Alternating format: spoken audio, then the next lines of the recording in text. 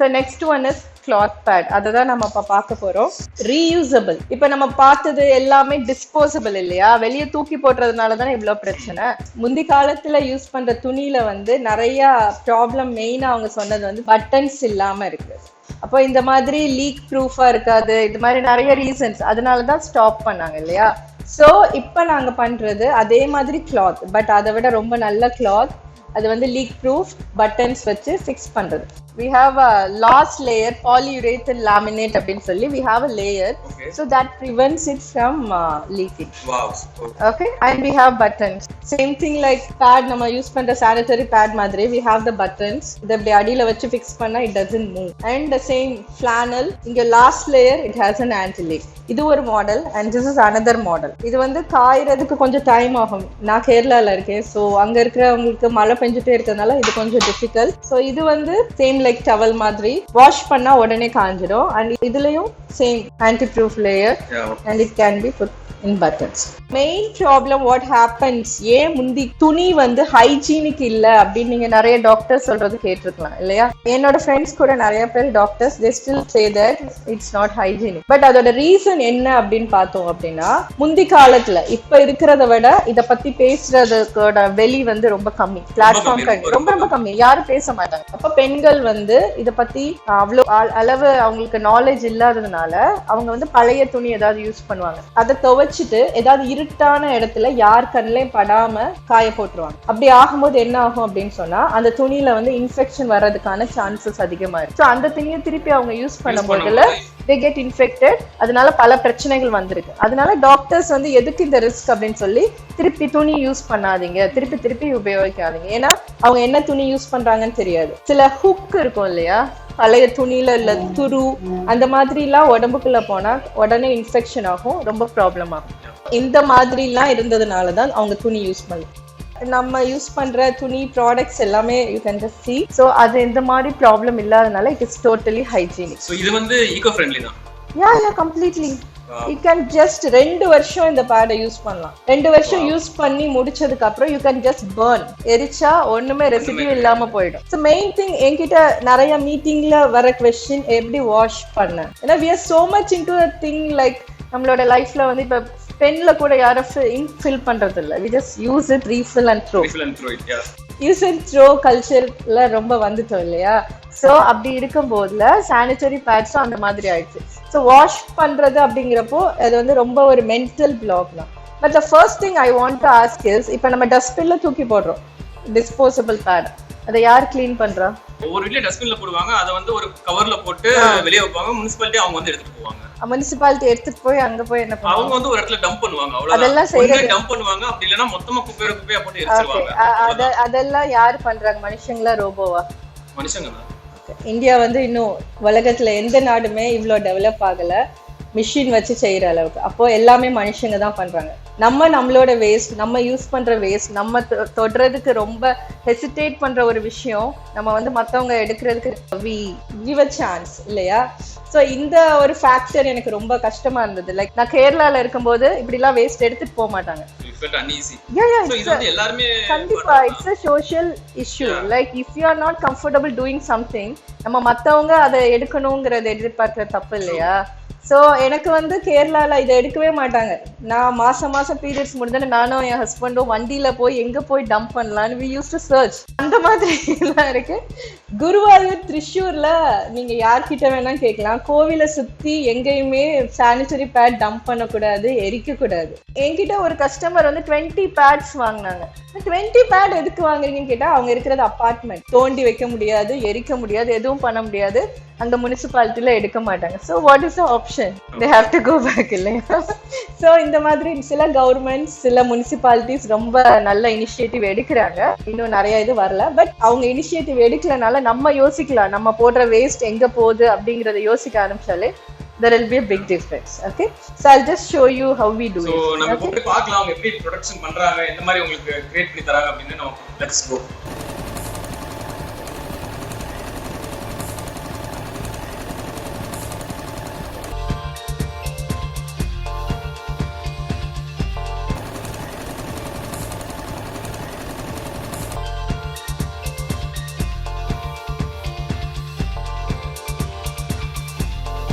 Washing instructions பத்தி இப்ப நான் சொல்றேன். யூஸ்வலாவே இப்ப வாஷ் பண்றது எல்லாருக்குமே ஹெக்டிக் இல்லையா? ஸோ வாஷிங் மிஷின் வந்ததுக்கு அப்புறம் கை வச்சு துவைக்கிறது வந்து it is a hectic thing. இதுல வந்து வாஷிங் இன்ஸ்ட்ரக்ஷன் தண்ணியில வாஷ் பண்ணிட்டு மீன்ஸ் அந்த ரத்தம் எல்லாம் போற அளவுக்கு கொஞ்சம் தண்ணியை வச்சு வாஷ் பண்ணிட்டு 10 நிமிஷம் சோப் வாட்டர், ஏதாவது மைல்டு சோப்போ இல்ல லிக்விட் சோப் ஜெல் எதையாவது வச்சு சோக் பண்ணி வச்சுட்டு அதுக்கப்புறம் நல்லா சோப்பு போட்டு பிரஷ் போட்டு வெயில்ல காய வைக்கணும். வெயில்ல காய வைக்கிறது ரொம்ப இம்பார்ட்டன்ட். ஏன்னா சூரிய வெளிச்சத்துல தான் அதுல இருக்கிற கிருமிகள், எந்த கிருமிகள் இருந்தாலும் அது எல்லாமே அழிக்கிறதுக்கு சூரிய வெளிச்சம் ரொம்பவே முக்கியம். நல்லா ட்ரை பண்ணதுக்கு அப்புறம் நீட்டா மடிச்சு வச்சுட்டு அடுத்த மாசத்துக்கு யூஸ் பண்றதுக்கு யூஸ் பண்ணிக்கலாம். இன்னொரு முக்கியமான விஷயம் என்னன்னா, சூடு தண்ணியில தயவு செஞ்சு இதை துவைக்காதீங்க.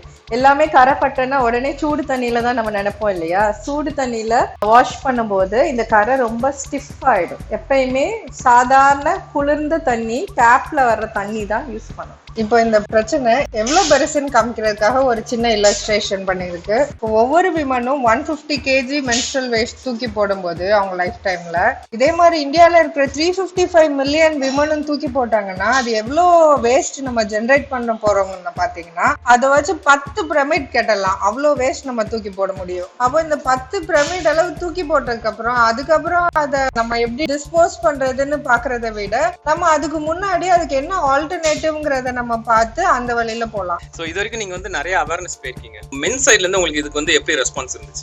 நிறைய இடத்துக்கு போயிருக்கேன். ஸோ ஃபர்ஸ்ட் அவங்க கேட்கறது எல்லாரும் கேட்குற மாதிரி, இது எங்களுக்கு தேவையில்லாத டாபிக், நாங்க ஏன் பேசணும், அந்த மாதிரி தான் கேட்டிருக்காங்க. ஏன்னா இது வந்து விமென்ஸ் ப்ராப்ளம்ங்கிற மாதிரி தான் எல்லா இடத்துல அட்ரஸ் பண்றாங்க இல்லையா? பட் ஐ ஃபீல் இதை கண்டிப்பா ஆண்களுக்கு இதை பத்தி தெரியணும் அப்படின்னு நினைக்கிறேன். பேடை பத்தி மட்டும் கிடையாது, ஒரு பெண்ணோட உடம்புல ஒரு சைக்கிளா நடக்கிற இந்த மாதவிடாய் பத்தி, அதனால அவங்க உடம்புலயும் மனசுலயும் நடக்கிற மாற்றம் எல்லாமே ஆண்களுக்கு தெரியணும். இப்போ ஏன் அப்படின்னு கேட்டீங்கன்னா, இப்போ ரேப் எல்லா இடத்துலயும் நடக்குது இல்லையா? ரொம்ப காமனா நம்ம பாக்குறோம். ஒவ்வொரு தடவையும் ஒரு பெரிய கேஸ், ஆசிஃபா கேஸா இருக்கட்டும், நிர்பயா கேஸ், பொள்ளாச்சி எல்லாமே வரும்போது ஃபேஸ்புக்ல, சோசியல் மீடியால எல்லா இடத்துலயும் ரொம்ப நம்ம கோபப்படுறோம், ரொம்ப வருத்தப்படுறோம். ஒரு 10 நாள் அந்த சென்சேஷன் போனதுக்கு அப்புறம் அதை பத்தி யாருமே பேசுறது கிடையாது. அதை ப்ரிவென்ட் பண்றதுக்கு நம்ம ஏதாவது பண்றோமா?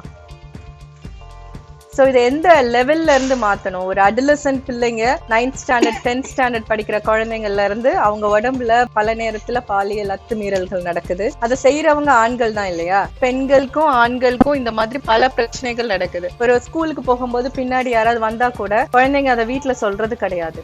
ஏன் அப்படின்னு கேட்டா, இந்த மாதிரி மாதவிடாய் பத்தி ஒரு குழந்தை பருவம் அடைஞ்சதுக்கு அப்புறம் அவங்க வந்து இதை வந்து ரொம்ப பர்சனல், இதை பத்தி யார்கிட்டயும் பேசக்கூடாதுன்னு ரொம்ப ரெஸ்ட்ரிக்ஷன் இருக்கிறதுனால இந்த மாதிரி விஷயங்களும் ரெஸ்ட்ரிக்ட் ஆகப்படுது. வீட்டுல வந்து இதை பத்தி ஒரு அப்யூஸோ, ஒரு பாலியல் வன்முறையோ, இது இப்படி எனக்கு நடந்திருக்கு, இதுல இருந்து எப்படி வெளியே வரணும்னு ஏன் அவங்க தைரியமா சொல்ல மாட்டேங்கிறாங்க அப்படின்னா இதுதான் ரீசன். இதை பத்திலாம் நம்ம பேசுறதுக்கு ஒரு பிளாட்ஃபார்மோ ஒரு சுதந்திரமோ நம்ம கொடுக்கறதே கிடையாது. சோ இத பத்தி பேசுறதுக்கு சுதந்திரம் இல்லைன்னா இதோட தொடர்ச்சி தான் அதுவும். சோசியல் மீடியால வந்து பேசுறதுக்கு பதிலா அதை முதல்ல நம்ம வீட்ல இருந்து ஆரம்பிச்சா. ஆமா கண்டிப்பா.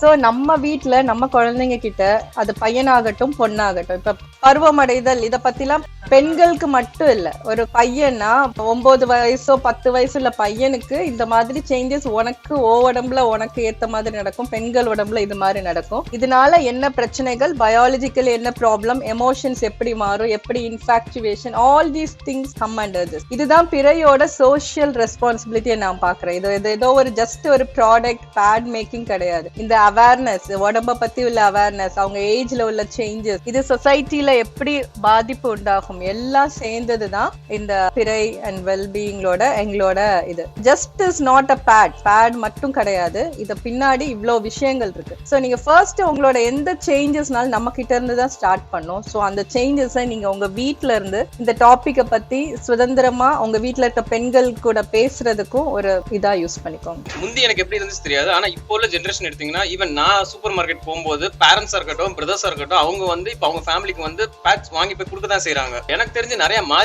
மாறி இருக்கு அப்படிங்கிறது நல்ல விஷயம் தான். இப்ப வீட்டுல உங்க வைஃப்க்கு இல்ல அவங்க அம்மாக்கோ தங்கச்சிக்கோ வாங்கி கொடுக்கும் போது நல்ல திங்ஸ் வாங்கி கொடுக்கணும் தானே நினைப்போம். இப்ப எத்தனையோ இது இருக்கு. இப்ப சாரி செலக்ட் பண்றீங்க, நல்ல சாரியா அந்த மாதிரி தானே. சோ இந்த மாதிரி ஒரு விஷயம் இருக்குன்னு ஆண்களுக்கு தெரியணும் இல்லையா? இப்ப இதனால உங்க வைஃப்க்கு உடம்புக்கு ஏதாவது ப்ராப்ளம் வந்தா அது உங்களுக்கும் தானே கஷ்டம். சோ உங்க வீடை சுத்தி இருக்கிற டஸ்ட்பின் வந்து உங்க வீடு விட்டு தள்ளி இருக்குங்கிறத நினைக்க முடியாது. அங்க இருக்கிற கிருமி உங்க வீட்டுக்கு வர்றதுக்கு ரொம்ப நேரம் ஆகுது. ஆமா, அந்த வாங்குற பொருள்ல என்ன இருக்குன்னு நீங்க முதல்ல தெரிஞ்சுக்கணும். அதுல பிளாஸ்டிக் இருக்கா, என் வைஃப் இது வந்து ஹெல்த்துக்கு நல்லதா, சுற்றில இருக்கிற சுற்றுப்புறத்துக்கு நல்லதா, இதெல்லாம் தெரிஞ்சுதான் நீங்க வந்து ஒரு ப்ராடக்ட் வாங்குறீங்க அப்படின்னா அதை பத்தி எல்லாமே தெரிஞ்சுக்கணும். அதே சமயத்துல வந்து கண்டிப்பா ஹெல்த் பண்றதுமே வந்து சரி இல்ல. இப்ப ஆக்சுவலா எனக்கு தெரிஞ்சு அதுவுமே டிஸ்போஸ் ஒழுங்கா பண்றீங்களான்னு பாருங்க. அந்த மாதிரி நல்ல ப்ராடக்ட் உடம்புக்கும் சுற்றுப்புறத்துக்கும் ரொம்ப ஆரோக்கியமான விஷயம் தான் நாங்க இப்ப பண்ணிக்கிட்டு இருக்கோம். பிரைங்கிற பேர்ல ரீயூசபிள் கிளாத் பேட்ஸ். எல்லாரும் அவங்களுக்கு அவங்களோட ஃபேமிலிக்கும் you can recommend this. Use பண்ணுங்க. You can make a change within yourself first. அதுக்கப்புறம் சொசைட்டில தானா மாற்றம். நீங்க வந்து இப்போ உள்ள ஜெனரேஷன்ஸ்க்கு பாத்தீங்கன்னா இவங்களுக்கு வந்து இந்த ரீயூசபிள் பேட் வந்து புதுசுதான் எல்லாருக்குமே. ஏன்னா அந்த காலத்துல தான் எல்லாருமே அந்த கிளாத் மாதிரி யூஸ் பண்ணாங்க. ஃபர்ஸ்ட் யூஸ் பண்ணும்போது கொஞ்சம் அன்கம்ஃபர்டபுளா தான் இருக்குமா இல்ல? நோ நிறைய பேர் இப்படி நினைக்கிறாங்க, அன்கம்ஃபர்டபுள் ஆகுமா அப்படின்னு சொல்லி. கேட்கும்போது எனக்கு ஃபர்ஸ்ட் அப்படி இருந்தது. நான் ஃபர்ஸ்ட் ஒரு 6 வருஷத்துக்கு முன்னாடி நான் கிளாத் யூஸ் பண்ணுங்கிறப்ப எனக்கு நிறைய மென்டல் பிளாக் இருந்தது. சரியாகுமா, கம்ஃபர்டபுளா இருக்குமா, வெளியே வச்சுட்டு போக முடியுமா, எனக்கு டவுட் இருந்தது. But the thing is use பண்ணி பார்த்ததுக்கு அப்புறம் தான் தெரிஞ்சது அதை விட இது ரொம்ப ரொம்ப கம்ஃபர்டபுள். அதோட பிளாஸ்டிக், அதோட ஹீட் எதுவுமே இல்லாம இது காட்டன், கம்ஃபர்டபுள், சாஃப்ட். அதை யூஸ் பண்ணும்போது you feel so good. Personally I experience. So அதனால comfort is not a problem. Wow, nice. எனக்கு மட்டும் இல்ல, நாங்க இப்ப நிறைய செஷன் பண்றோம். அதுக்கப்புறம் குழந்தைங்க நிறைய 13-14 இயர்ஸ் மொத பீரியட்ஸ் வர்ற பிள்ளைங்க கூட இதை யூஸ் பண்ணிட்டு they feel so comfortable. அவங்களுக்கு ஒரு இரிட்டேஷன் கிடையாது. நிறைய பிள்ளைங்க அம்மா மாறுறதுதான் கஷ்டமா இருக்கு. பிள்ளைங்க எல்லாருமே ரொம்ப என்விரான்மெண்டல் கான்சியஸா கண்டிப்பா எங்களுக்கு இந்த பேட் தான் வேணும், நாங்க வாஷ் பண்றோம், இதை யூஸ் பண்றோம்னு சொல்லி ரொம்ப பாசிட்டிவா எங்களுக்கு ஃபீட்பேக் கிடைக்கிறது இந்த பிள்ளைங்க கிட்ட இருந்தா. So comfort is not a problem. துவைக்கிறது எதுவுமே problem. only thing your mindset, நம்மளோட மனசுல உள்ள சேஞ்சஸ்க்கு தான் நம்ம வெயிட் பண்ணணும். இப்போ ஜெனரேஷன் எவ்வளவோ மாறிக்கிட்டு இருக்கு. ஒரு காலத்துல வந்து லேடிஸே பேடுங்கிற ஒரு விஷயத்தை வாங்குறதுக்கு யோசிப்பாங்க, துணி யூஸ் பண்ணிக்கிட்டு இருந்தாங்க.